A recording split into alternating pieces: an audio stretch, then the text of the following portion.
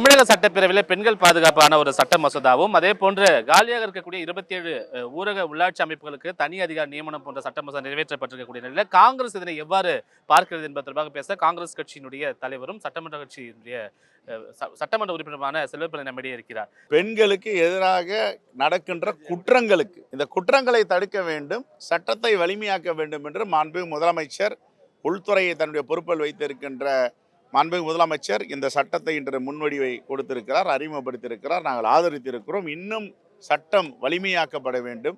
இந்த குற்றவாளிகளை கடுமையான தண்டனை கொடுக்க வேண்டும், இரும்பு கரம் கொண்டு அகற்ற வேண்டும். பெண்களுக்கு உகந்த மாநிலம் வாழ்வதற்கு பாதுகாப்பான மாநிலம் என்ற பெயரை எடுத்து வருகிறது.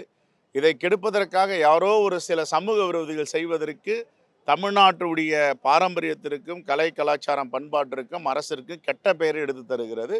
இதை ஒடுக்குவதற்கு தான் இந்த சட்டத்தை முன்வடிவை அறிமுகம் செய்திருக்கிறார். இதை வரவேற்கிறோம். என்ன சட்டத்தை கொண்டு வந்தாலும் பயன்படுத்தும் அதிகாரிகள் கையில் தான் இருக்கிறது.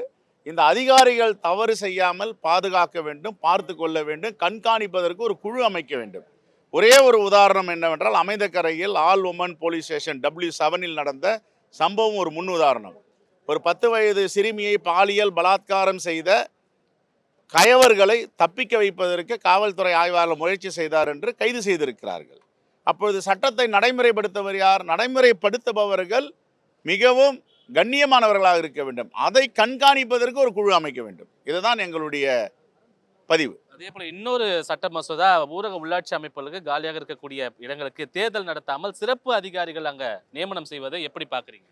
அவர்கள் எங்கள் ஆரம்ப கட்டத்தில் எங்களுடைய சட்டமன்ற கட்சி தலைவர் அதற்கு எதிர்ப்பு தெரிவித்திருக்கிறார். தேர்தல் நடத்த வேண்டும் என்ற ஜனநாயக அடிப்படையில் அதற்கு மாண்புமிகு அமைச்சர்கள் எல்லாம் இப்பொழுது சொல்லும் பொழுது நாங்கள் அந்த அந்த அதிகாரிகளை நியமித்து, ஸ்பெஷல் ஆஃபீஸரை நியமித்து சில கணக்கெடுப்புகள் இருக்கின்ற எடுத்து தேர்தல் நடத்துவோம் என்று வாக்குறுதி அளித்திருக்கிறார்கள்.